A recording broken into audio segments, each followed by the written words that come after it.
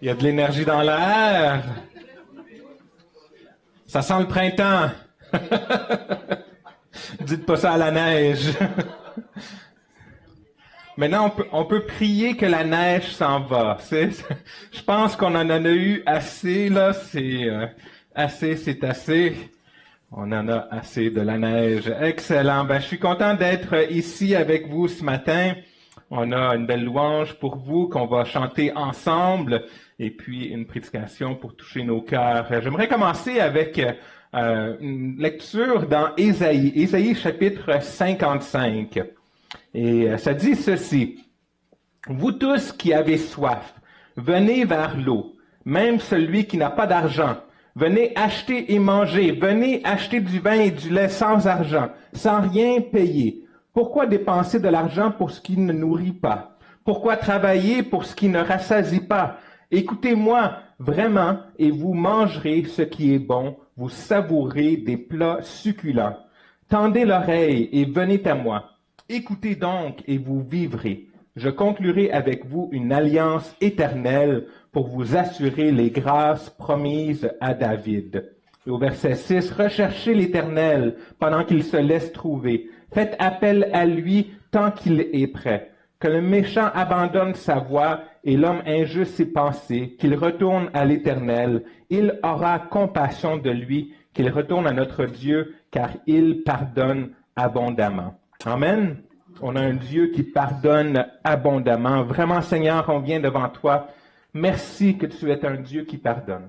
Tu es un Dieu plein de grâce envers nous, qui nous donne ce qu'on ne mérite pas et qui ne nous donne pas ce que nous méritons, Seigneur. Vraiment, tu es un grand Dieu. Merci pour ce matin qu'on peut célébrer, Seigneur, qu'on peut prendre la table du Seigneur ensemble. Merci pour tous nos enfants aussi avec nous. Nous sommes bénis d'en avoir. Nous voulons te rendre gloire en toutes choses. Alors reçois nos louanges ce matin. On te prie au nom de ton Fils Jésus-Christ. Amen et Amen. Alors levez-vous et chantons ensemble.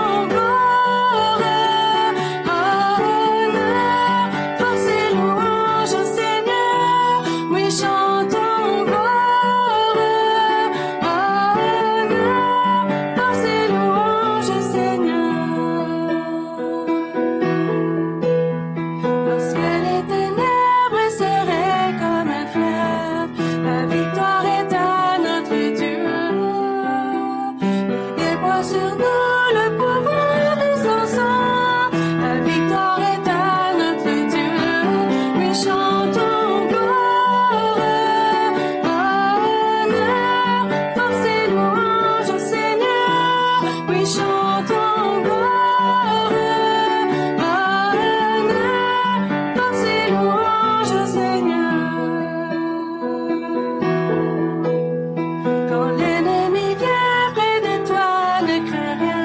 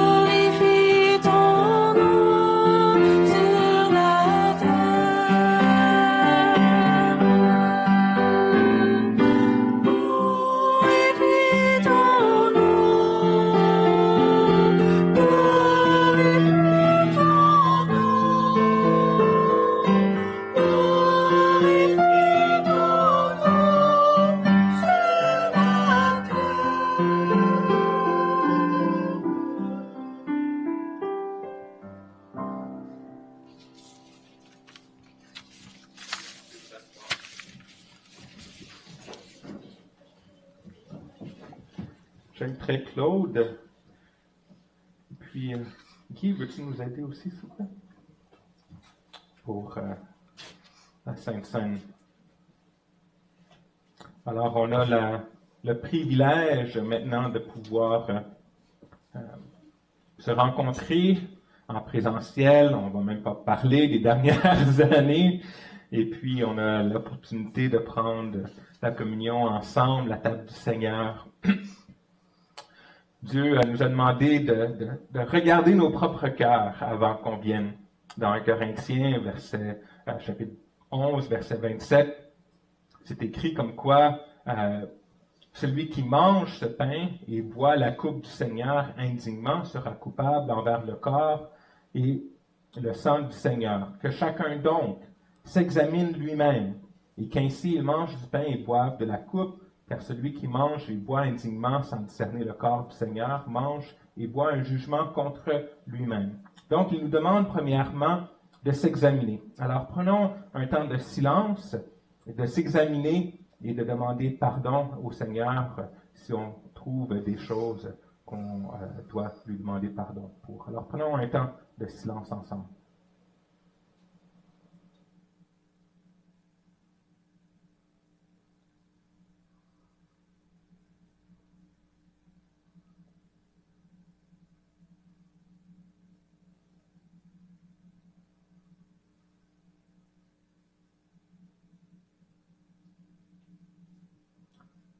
Seigneur, nous ne sommes pas dignes d'être dans ta présence, mais à cause du sacrifice de ton Fils que nous célébrons aujourd'hui, Seigneur, nous avons accès au lieu très saint, ta présence, Seigneur. Nous pouvons venir devant toi plus blanc que neige.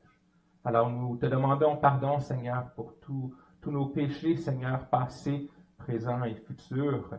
Seigneur, que tu puisses nous pardonner et qu'on puisse prendre le pain et le fruit de la vigne ensemble, Seigneur, avec un cœur parfait devant toi à cause de ce que ton Fils a fait pour nous. On te prie au nom de ton Fils Jésus. Amen. En effet, j'ai reçu du Seigneur ce que je vous ai transmis. Le Seigneur Jésus, la nuit où il était arrêté, a pris du pain. Après avoir remercié Dieu, il a rompu et dit, « Prenez, mangez, ceci est mon corps qui est rompu pour vous. Faites ceci en souvenir de moi. »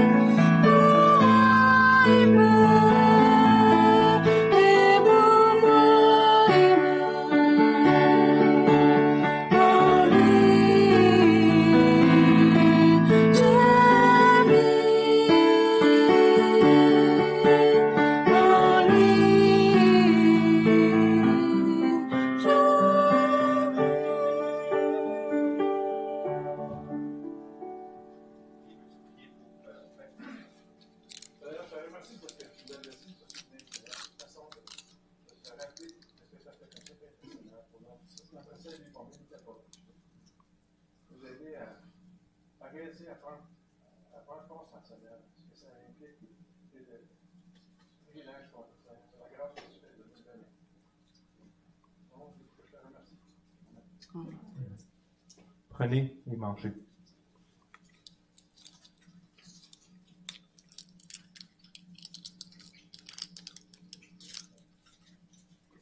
même, après le repas, il prit la coupe et dit, « Cette coupe est la nouvelle alliance en mon sang. Faites ceci en souvenir de moi toutes les fois que vous en boirez. En effet, toutes les fois que vous mangez ce pain et que vous buvez cette coupe, vous annoncez la mort du Seigneur jusqu'à ce qu'il vienne. » Claude, veux-tu prier pour nous, s'il te plaît?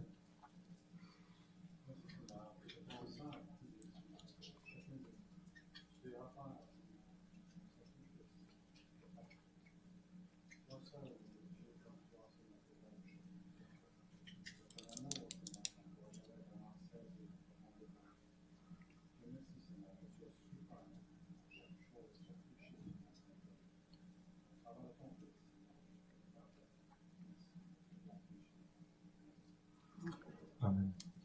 Prenez et buvez.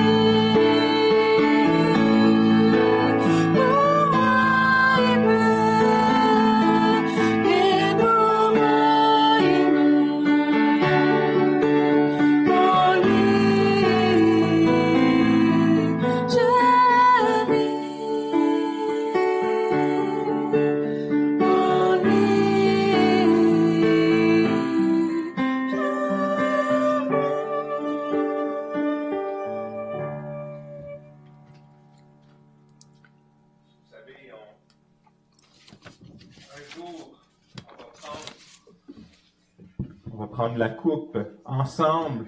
On va avoir un joyeux festin, les noces de l'agneau. Imaginez-vous, tu sais, là, quand on se rencontre à Noël, puis on a toute la famille, pour ceux qui ont la famille qui est éloignée, puis on se rencontre ensemble, et puis là, on mange, on parle. Hey, on va avoir ça au ciel avec Jésus, avec Noé, avec tout ce monde-là autour de la table. Ça va être vraiment merveilleux, les noces. Ça va être spécial, ça va être spécial.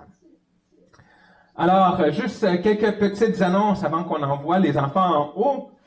Premièrement, alors comme vous savez, on est la semaine, pour ceux qui ont des enfants, c'est la semaine de relâche. Et puis, j'ai le plaisir d'avoir mon fils qui est à Sherbrooke, à Parole de Vie Québec, qui est ici avec nous. Et puis, justement, il va faire un stage interculturel. Il s'en va en haut. Ben, je vais vous laisser sa parole à lui. Il va nous venir nous présenter un peu son projet qu'il va faire au mois d'avril. Alors, je demanderai à Nicolas de venir en avant, s'il vous plaît.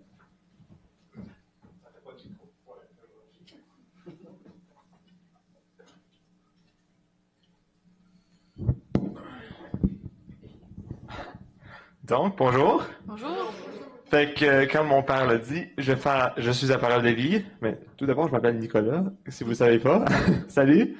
Comme il a dit, je suis étudiant à Parole de Vie à Sherbrooke. Puis, justement, partie de mon programme scolaire, c'est de faire un stage interculturel. Puis, on a le choix d'aller soit en France, soit d'aller dans le nord à Shefferville. Puis, Shefferville, dans le fond, c'est le petit point rouge en haut là. Puis, juste pour vous donner une référence, attends. Montréal, c'est genre là. Québec, c'est là. Le Shefferville, c'est juste là. Fait que c'est environ, genre, je pense, 30 heures de raid environ. Fait que c'est ça.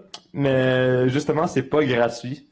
Puis, justement, je voulais demander pour des fonds. Fait que s'il y a des gens qui aimeraient donner pour que je puisse aller faire ce stage-là, puis ce serait vraiment apprécié.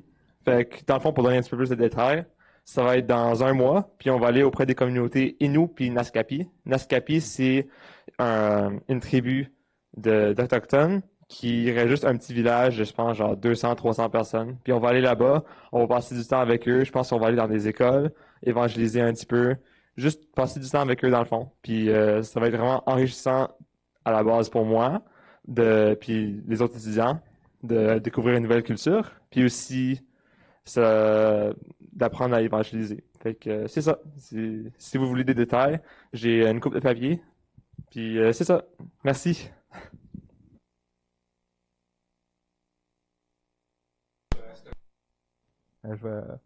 Et puis, c'est ça, les dons, vous pouvez aller à paroledevie.ca donner. Et puis, parce que c'est un stage, un voyage missionnaire, ils peuvent aussi donner des reçus à fin d'impôt.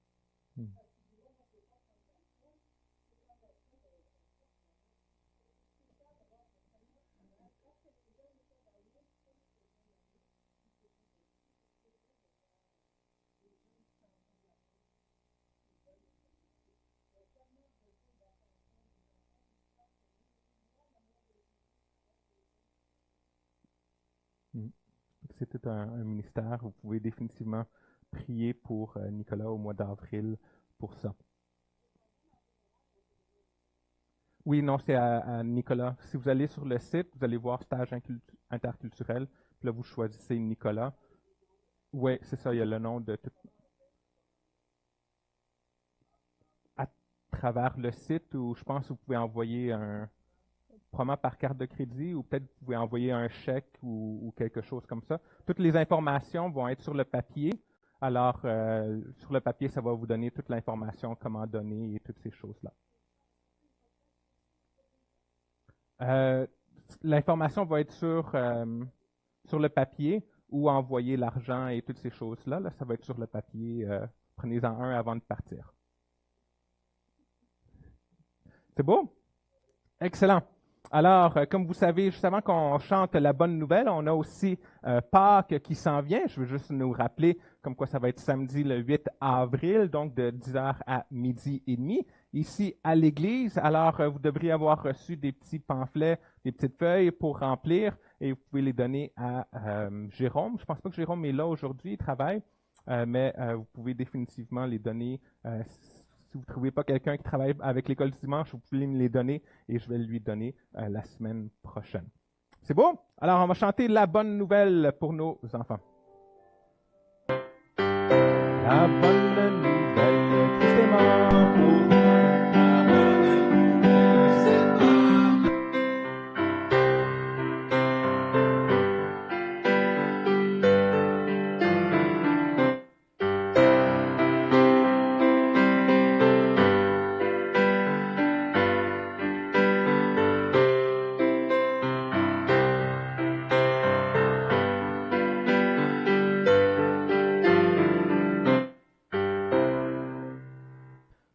Alors, quelques petites autres annonces. Je vous rappelle comme quoi la semaine prochaine, on avance l'heure. Oui, on est déjà rendu là. Donc, le 12 mars, peut-être que ça va être la dernière fois qu'on le fait. On se croise les doigts. Alors, espérons. Mais alors, on avance l'heure. Sinon, si vous n'avancez pas l'heure, j'ai marqué pour ceux qui se posent la question, vous allez arriver en retard. Alors, on se pose toujours la question. Alors, avancez l'heure dimanche pour dimanche prochain. Pour ceux qui n'ont pas ramassé leur bottin téléphonique, alors vous pouvez venir après le culte. Pour ceux qui sont dans le bottin, pour nos membres et pour les personnes qui sont régulières, vous pouvez venir en ramasser un avec moi. Aline a aussi, comme j'avais mentionné, j'ai oublié d'inclure Gilles Chény et sa femme Lucie. Alors, Aline a des petits billets pour son adresse, son numéro de téléphone à lui et à Lucie. Ils vont arriver très bientôt, dans un mois. Alors, j'ai hâte de les avoir avec nous. Aussi, évangélisation explosive. Y a-t-il déjà quelqu'un qui est allé à une rencontre évangélisation explosive pour apprendre comment évangéliser? Alors, il va y avoir un atelier Partagez votre foi, l'évangile sur le bout des doigts. Et puis, c'est un pasteur de Granby que j'aime beaucoup qui va venir. Et puis, en gros, c'est comment partager en utilisant nos doigts une façon de se souvenir. Et puis, ça va être à Anjou. Vous pouvez donc aller appeler René Fré. Son numéro de téléphone est là. Si jamais vous voulez plus d'informations, je peux vous l'envoyer aussi. Ça va être à Anjou samedi toute la journée. Et finalement, on a un café. Alors, une chose on revient à notre bonne habitude. Après le culte, je vous invite à prendre un café. Le café va être à l'arrière. Et puis, on peut passer un peu de temps ensemble, parler. On n'est pas obligé de vous garrocher dehors comme qu'on faisait avant. On a le droit d'être un peu plus proches les uns des autres, de prendre du café, de parler. Et puis, je vous invite à faire ça. Ça va être un bon temps ensemble. C'est beau? Excellent. Prions ensemble. Seigneur grand Dieu, on vient devant toi. Merci que que c'est ton Église, Seigneur. Nous en faisons partie. Nous sommes ses membres. Nous avons chacun nos dons et nos talents. Seigneur, nous avons ce que tu nous as donné. Utilise-nous pour ta gloire, Seigneur. On veut te plaire dans tout ce que nous faisons. Merci qu'on peut te glorifier. Merci qu'on peut te louer. Merci qu'on peut apprendre plus de toi parce que tu nous as donné ta parole, le livre, que nous avons devant nous, ta Bible, Seigneur. Et je te prie vraiment de toucher nos cœurs et de changer nos actions tout au long de cette semaine et des mois, des années à venir, Seigneur, qu'on puisse grandir en maturité, toujours plus près de toi. On te prie au nom de ton Fils Jésus-Christ. Amen et Amen.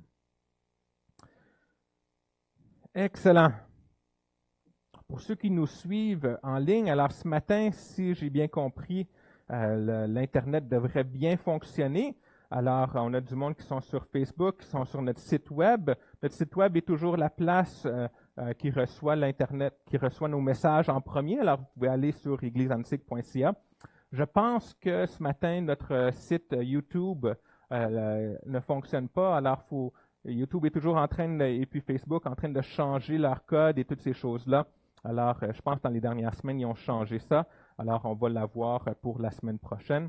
Mais au moins, notre Internet fonctionne maintenant. Alors, je suis content pour ça. Ce matin, on continue notre série, les 12 tribus d'Israël. Donc, juste un petit rappel, Dieu a promis à Abraham, il a répété à Isaac, il a même répété à Jacob, comme quoi il allait faire de lui une grande nation. Genèse, qui est notre notre passage clé pour toute la série, Genèse 26, verset 4, dit « Je rendrai, c'est Dieu qui parle, ta descendance aussi nombreuse que les étoiles du ciel. Je donnerai toutes ces terres à ta descendance, toutes les nations de la terre seront bénies en ta descendance. » Alors, avoir une connaissance de base des 12 tribus d'Israël nous aide à mieux comprendre la Bible, parce que quand on passe à travers la Bible, surtout dans l'Ancien Testament, on a beaucoup de personnages, de personnes à travers la Bible, et souvent on nous dit « Ah, ils sont de telle tribu, ils sont de telle tribu », et ça nous aide à mieux comprendre qui sont ces différentes familles et qu'est-ce qu'ils ont accompli.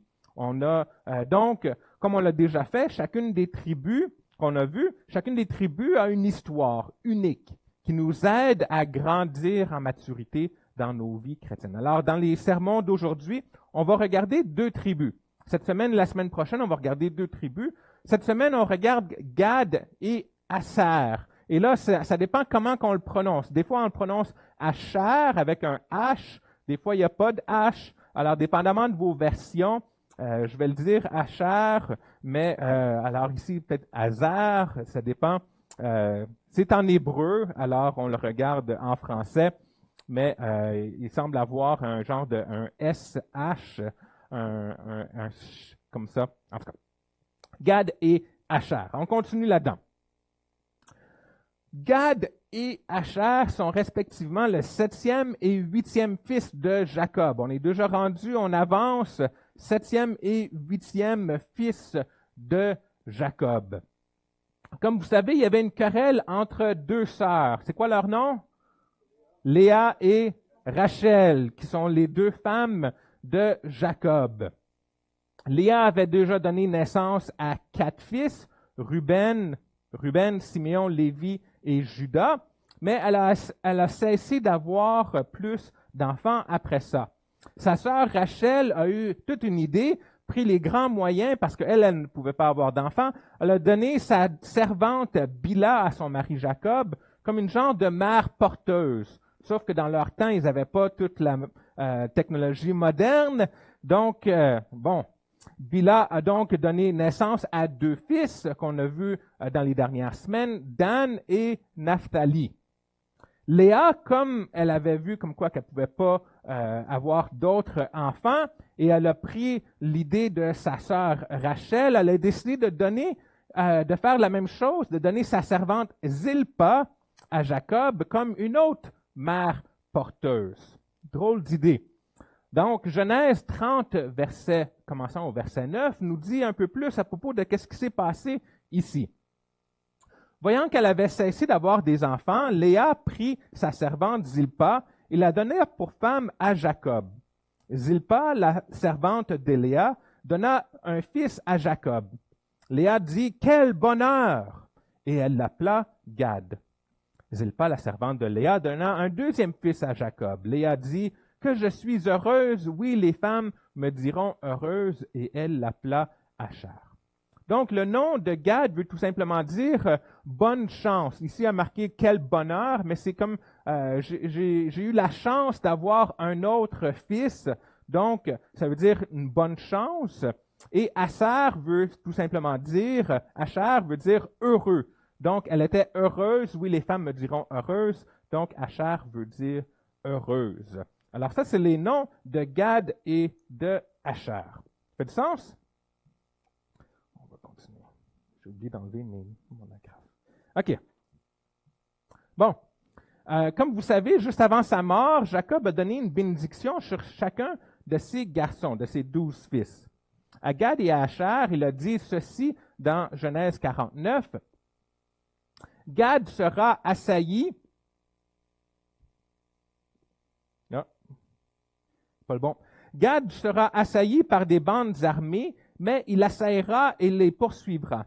Asher produira une nourriture excellente, il fournira les mets délicats des rois. Donc, on voit que chacune des bénédictions à chacune de ses fils, une des choses qu'on n'a pas regardées par contre dans les dernières semaines, derniers mois même, c'est ce qu'on appelle les bannières de chacun des fils de Jacob, qui est souvent basé sur cette bénédiction-là dans Genèse 49.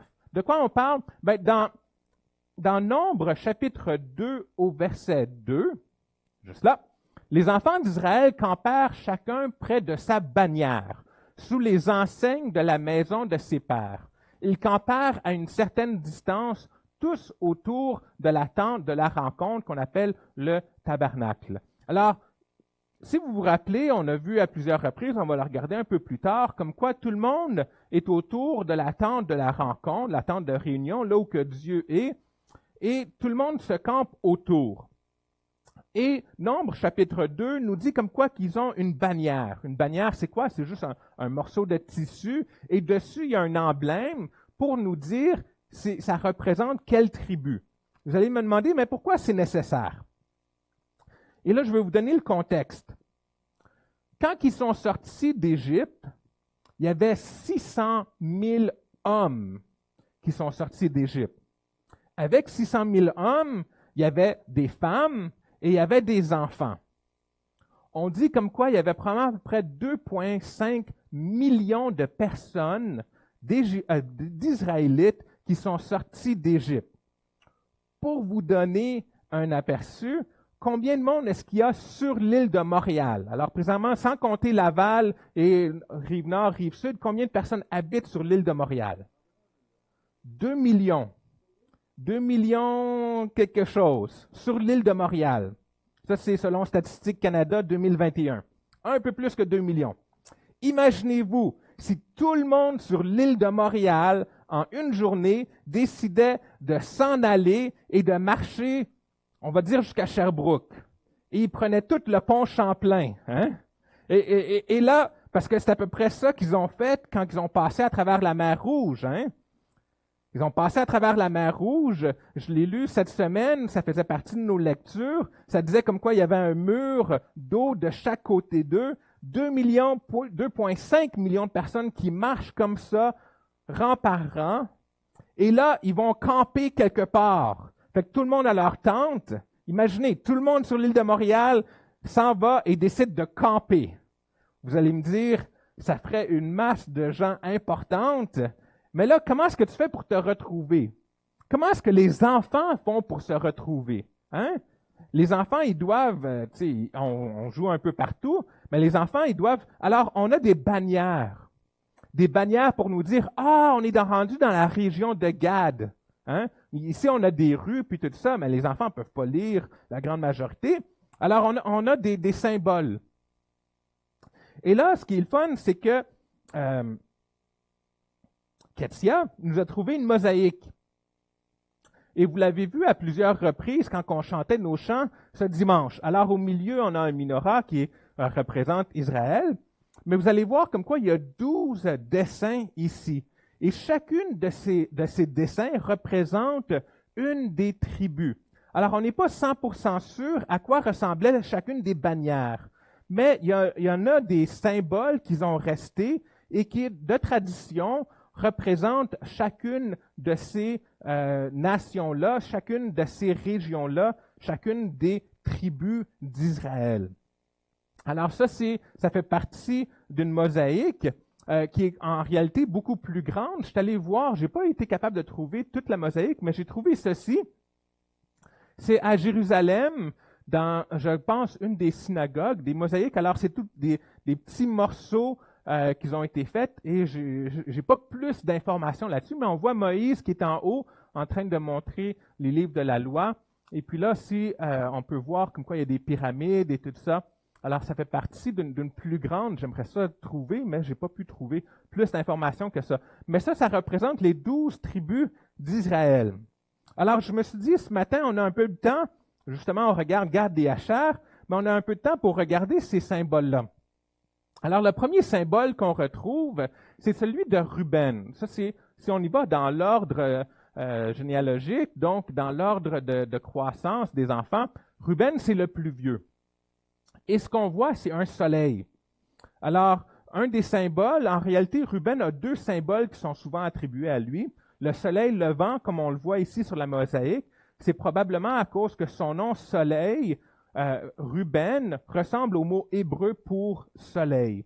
Des fois, on va voir un autre symbole pour Ruben qui est mandragore, qui est une plante. Et si vous vous rappelez dans l'histoire dans Genèse, Ruben est allé cueillir pour sa mère, quand il était tout jeune, un mandragore. Il l'a apporté à sa mère, puis là, il y a eu une division entre lui et Rachel, puis tout ça. En tout cas, mais Ruben avait le mandragore. Alors, des fois, vous allez voir le mandragore à la place du soleil levant. Siméon, c'est le prochain. On voit comme quoi Siméon, c'est en réalité le symbole est celui de l'entrée d'une ville fortifiée. Et si vous vous rappelez comme quoi ça représentait la ville de Sichem, que Siméon et son frère Lévi ont capturé et qui ont tué tous les hommes parmi dans la ville, dans Genèse chapitre 34. Alors Siméon est représenté par une genre d'entrée ou une tour d'une entrée fortifiée. Le prochain, c'est Lévi. Qu'est-ce que vous voyez?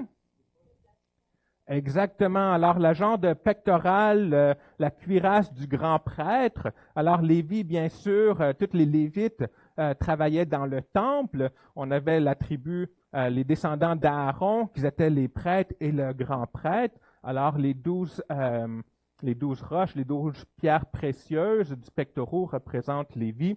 Alors, ça, c'est ça. Judas, bien sûr, c'est qui? C'est le lion, le symbole de Judas, bien sûr, celui du lion.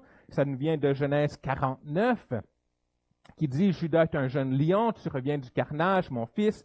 Il plie les genoux, il se couche comme un lion, comme une lionne qui le fera se lever. Le sceptre ne s'éloignera pas de Judas. » Alors, on sait comme quoi les descendants de Judas sont ceux ils étaient les rois, donc David et Salomon, et plusieurs des autres rois après lui. Et bien sûr, Jésus, qui est le roi des rois et de la tribu de Juda.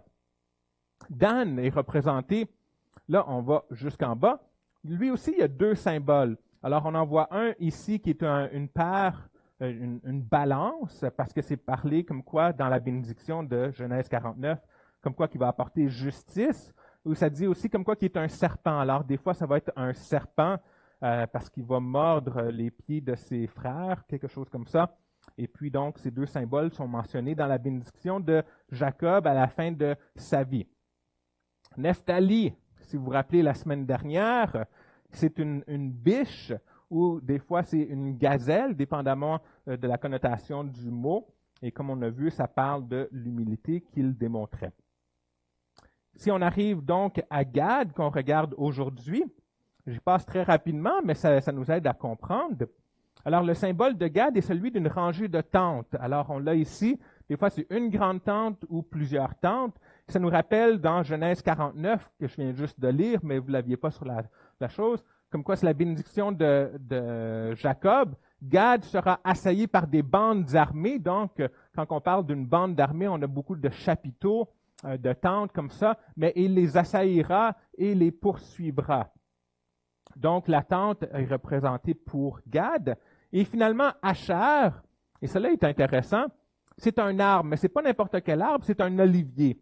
Pourquoi un olivier? Si on revient à notre verset, donc au verset 20, c'est marqué « Asher produira une nourriture excellente, il fournira les mets délicats des rois. » Et là, on peut se poser la question, mais qu'est-ce que ça a à voir à l'air? De quoi ça...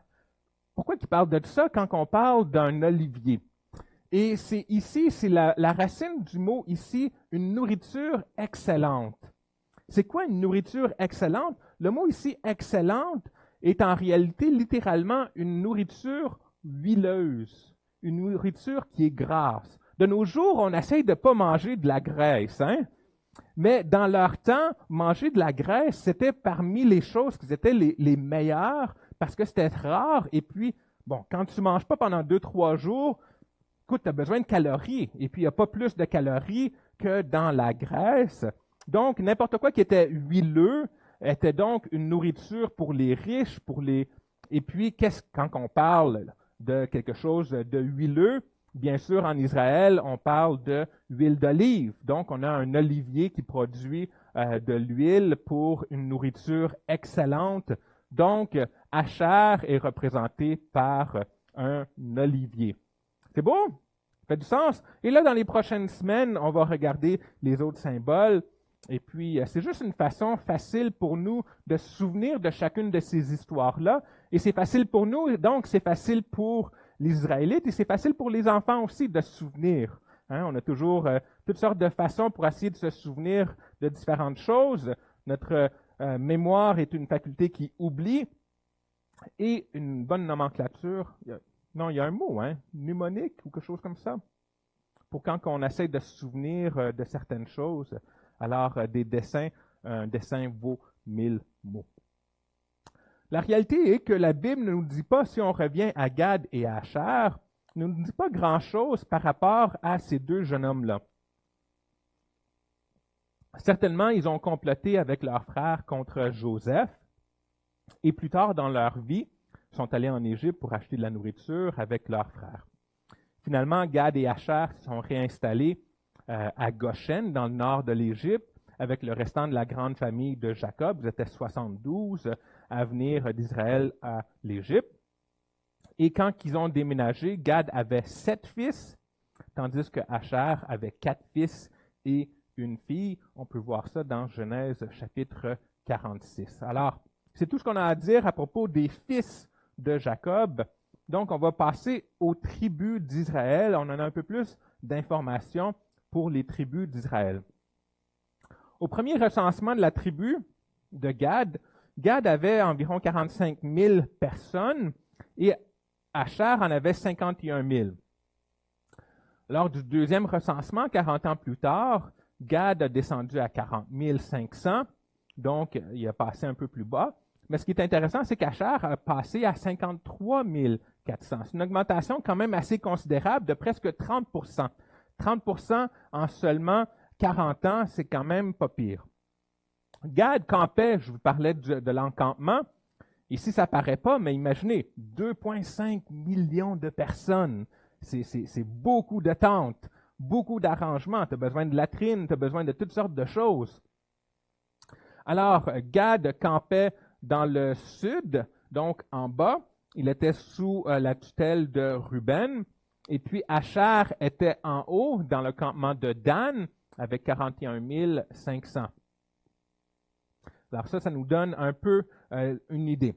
Ils étaient 6e, Gad était 6e dans la procession d'Israël, tandis que Asher était 11e dans leur marche à travers le désert. Avant d'entrer et d'envahir la terre promise, Moïse a accordé à la tribu de Gad un héritage sur la rive orientale, donc à l'ouest du Jourdain. On voit ça dans Nombres chapitre 32. Alors si on regarde sur la map, on voit ici tout Israël. Oh, on m'a donné un beau petit pointeur. Alors juste ici, on a donc Gad et Asher est en haut au nord. Mais on va se concentrer premièrement sur Gad. Alors, comment est-ce que la terre promise est divisée? On voit comme quoi toute cette section-là ici, ça c'est tout Israël. Et ici, on a le Jourdain. Le Jourdain est très important parce que tu n'as presque pas d'eau. Hein? Fait que tu as un lac ici, et là, l'eau descend dans la mer Morte. La mer Morte est en réalité très, très basse. Elle est plus basse que même la mer Méditerranée par une couple de centaines de mètres, si je me souviens bien. Tous les petits fleuves s'en vont vers la mer Morte, comme ça, tout s'en va vers la mer Morte, tout descend ici. Mais pourquoi que c'est important? C'est parce que là où tu as de l'eau, tu as de la vie. Partout ailleurs où tu n'as pas d'eau, tu as très peu de vie. Donc, tout Israël était supposé de se camper de ce côté-là. Par contre, si vous vous souvenez, on va regarder un peu plus tard, comme quoi Gad a demandé de rester de ce côté-là du Jourdain. Alors, dans Nombres, chapitre 32, au verset 1, alors vous voyez, si on revient, alors Gad est de ce côté-là, juste à côté de Ruben. On a la mer Morte et la mer de Galilée qui est dans le nord.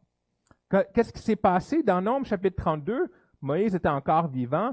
Les fils de Ruben et les fils de Gad, on a vu ça dans notre première série, avaient une quantité considérable de troupeaux et ils virent que le pays de Jazer et le pays de Galaad, là où on a vu qu'ils se sont installés, était un lieu approprié pour des troupeaux.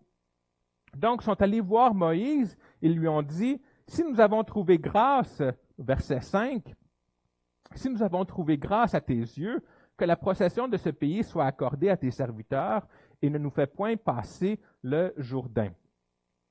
Et là, Moïse est un peu pogné. Parce que tu as quand même des centaines de milliers de personnes qui veulent rester d'un côté, mais ils sont supposés de venir et de prendre possession de la terre. Et ça veut dire, s'ils restent en arrière, ben, tu as moins de soldats. Tu as besoin de soldats pour pouvoir prendre possession d'une nouvelle terre. Alors, Moïse leur fait donc promettre d'aider dans la conquête de la terre promise, pour ensuite revenir s'installer dans leur terre. Alors, il leur dit, vous pouvez laisser vos enfants, vos femmes, puis une petite garnison ici, mais quand on commence à aller à Jéricho, par exemple, quand ils ont marché autour de Jéricho, quand on s'en va dans les autres différentes parties, vous devez venir et vous battre avec nous. Vous pouvez rester là, mais vous devez nous promettre. Et là, on a vu avec Ruben et avec Gad, ils ont fait cette promesse-là qu'ils vont rester. Donc, après la conquête, les tribus transjordaniennes, dont Gad, ceux qui étaient de l'autre côté du Jourdain, ont donc retourné chez eux et ont pu rester là pour s'installer avec tous leurs moutons et toutes leurs choses. Ça vous va?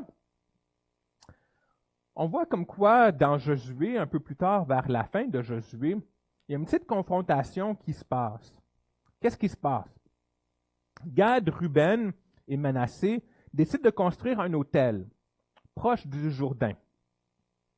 Et là, les autres tribus qui s'étaient installées dans les terres promises de l'autre côté ont été troublés par cet autel. Ils se disent, pourquoi est-ce que Gad et Manassé et Ruben sont en train de construire un autel? Sont-ils en train de faire une place où ils vont commencer à offrir des sacrifices plutôt que d'aller à Shalem ou à Jérusalem pour pouvoir faire des sacrifices?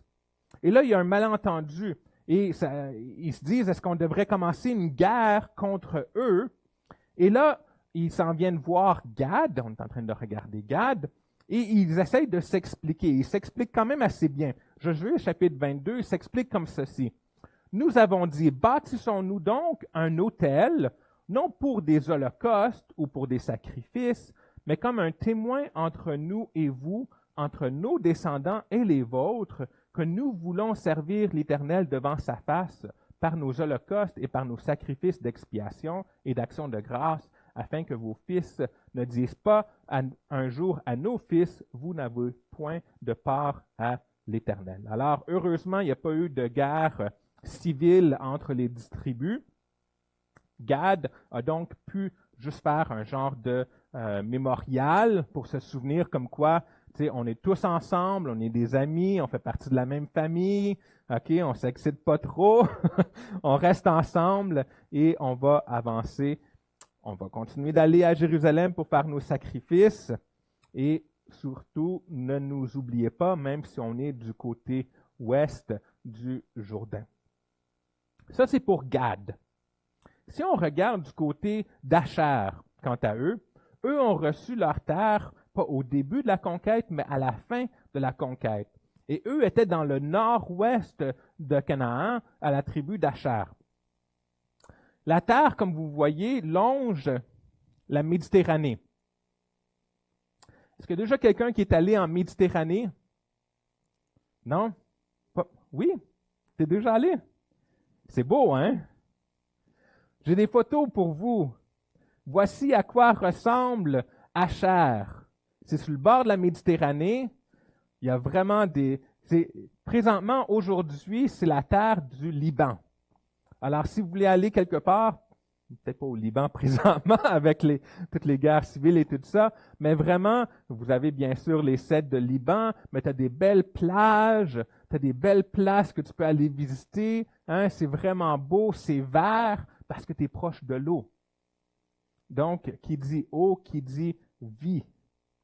C'est une belle place pour des vacances.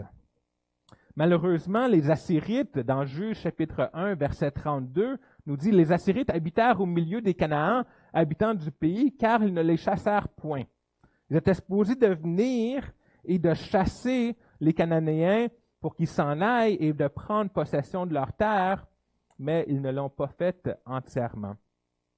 Plusieurs années plus tard, Déborah, la juge qu'on a vue la semaine dernière, a réprimandé la tribu d'Asher parce qu'ils n'ont pas envoyé des guerriers pour se battre contre les Cananéens. Et là, elle dit quelque chose qui va en ligne avec des vacances. Juge chapitre 5, c'est Déborah qui parle. Asher s'est assis sur le rivage de la mer et s'est reposé dans ses ports. Alors, en gros, elle les reprend. Pourquoi? Parce qu'ils ne sont pas venus l'aider, Déborah et Barak. Plutôt, ils se sont juste reposés. Alors, c'est bien beau avoir des vacances, mais on ne peut pas être en vacances à l'année longue. C'est ça qu'il est en train de reprendre les Achérites d'avoir fait. Mais par contre, il semble avoir pris à cœur parce que plus tard, on voit avec Gédéon dans son combat contre les Midianites, dans Juge chapitre 6, le prochain chapitre, il envoya des messagers, c'est Gédéon, dans les tribus d'Asher, de Zéblon et de Naphtali, qui montèrent à leur rencontre. Donc, Asher s'est repris et a envoyé plus tard des forces pour se battre avec ses frères. Donc, ils ont pris ça à cœur. Après la division du nord et du sud, Gad et Asher se sont tous les deux rejoints au royaume du nord pendant près de 200 ans, jusqu'à ce qu'ils soient vaincus et déportés par les Assyriens environ en 720 avant Jésus-Christ.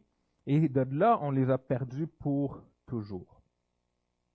La descendante la plus connue des Achérites, donc de la tribu de Asher, se retrouve, et cela ça devient vraiment intéressant, se retrouve pas dans l'Ancien Testament, mais dans le Nouveau Testament, à la naissance de Jésus.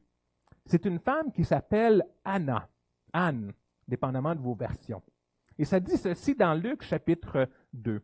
Il y avait aussi une prophétesse, Anne, fille de Phanuel, de la tribu d'Asser. Elle était forte avancée en âge et elle avait vécu 7 ans avec son mari depuis sa virginité. Restée veuve et âgée de 84 ans, elle ne quittait pas le temple et elle servait Dieu nuit et jour dans le jeûne et dans la prière. Étant survenue, elle aussi à cette même heure, elle louait Dieu et elle parlait de Jésus à tous ceux qui attendaient la délivrance de Jérusalem. Donc, elle a vu le petit bébé Jésus, il y avait juste 8 jours, et elle est venue pour le glorifier. La question, bien sûr, est comment est-ce que Anne pourrait être de la tribu d'Asher si cette tribu a été détruite et déportée? Et la Bible, en réalité, ne nous dit pas exactement ce qui s'est passé, mais ça semblerait que certaines familles de la tribu d'Asher ont décidé de ne pas suivre le nord, les rois qui ont suivi des idoles et qui sont déménagés à Jérusalem ou en Judée, à quelque part, avant la guerre avec les Assyriens, et donc ont survécu jusqu'au temps de Jésus. Il n'y en avait pas beaucoup. La grande majorité des familles ont été déportées et ne sont jamais revenues. Mais on voit ici au moins une famille de la tribu d'Asher qui est restée jusqu'à la fin. C'est même possible que sa famille faisait partie de ceux qui sont venus à Jérusalem.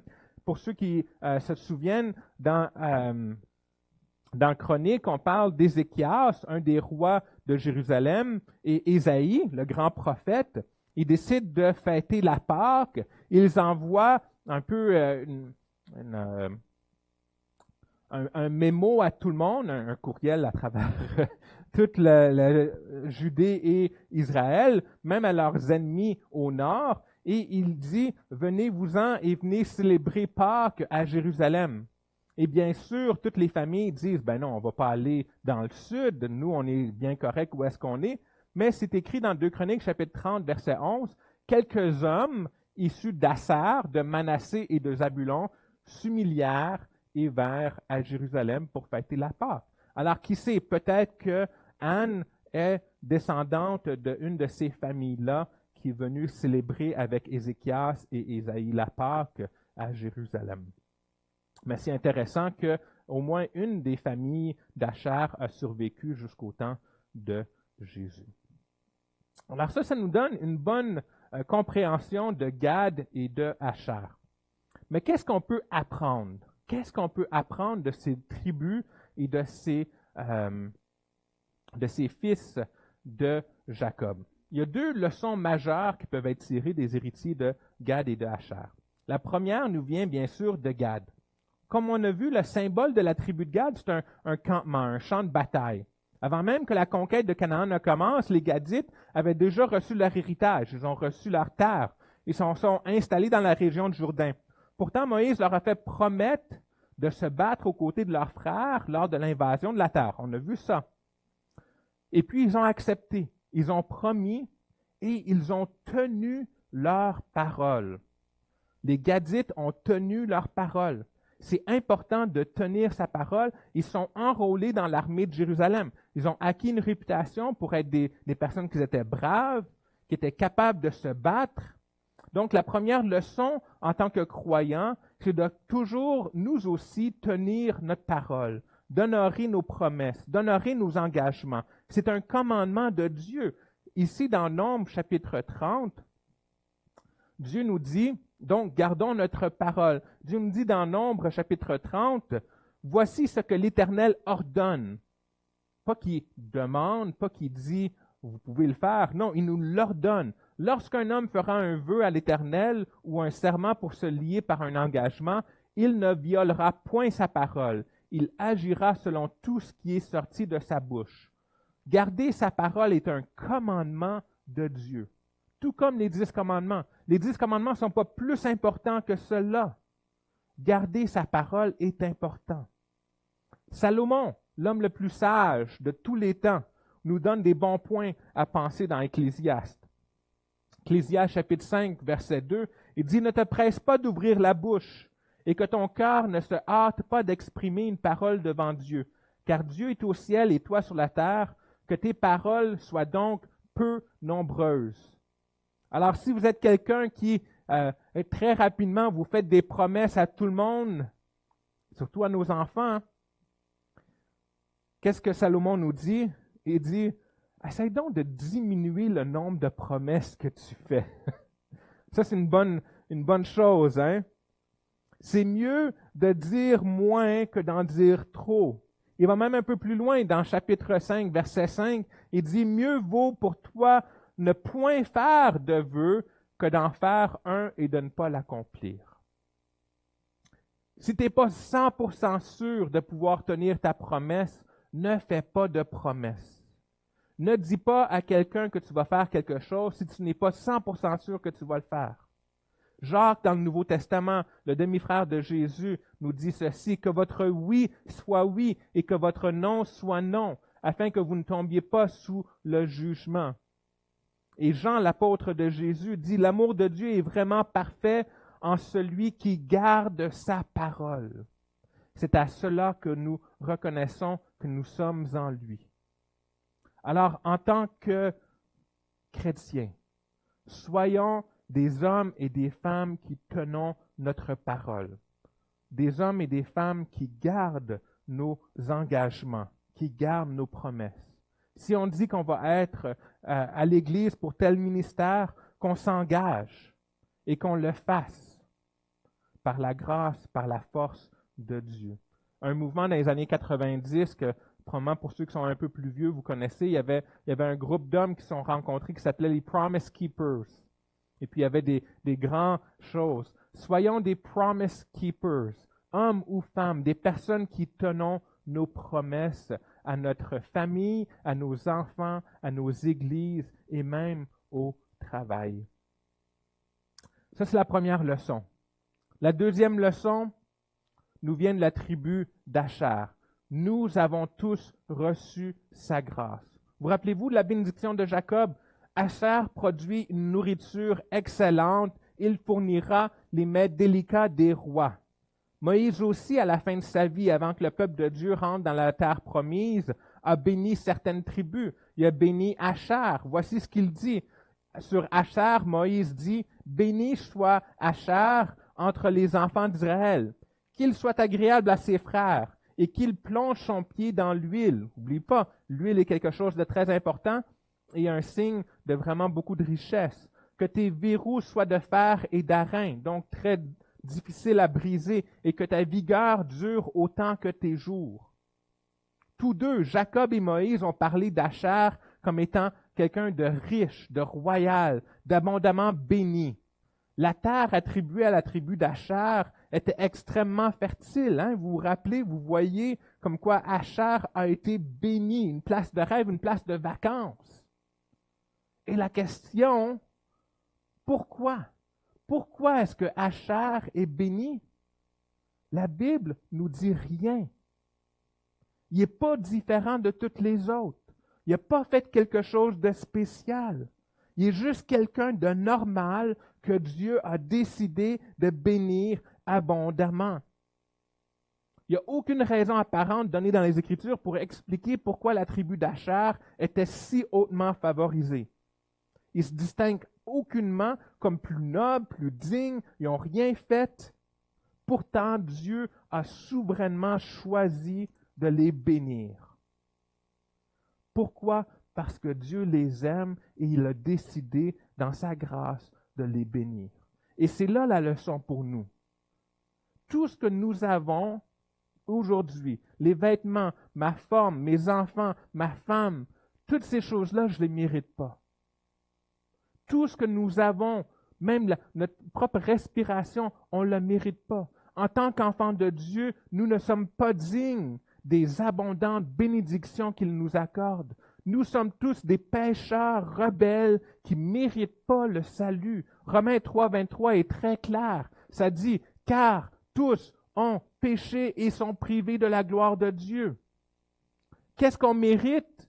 Romains 6, 23, car le salaire du péché, c'est la mort. C'est ça qu'on mérite. On ne mérite pas la vie. Nous méritons tous la mort pour nos péchés. La tribu d'Achar n'a rien mérité de bien. Nous n'avons rien mérité de bien non plus. Mais Romains 6, 23 ne finit pas là. Ça continue, car le salaire du péché, c'est la mort. Mais,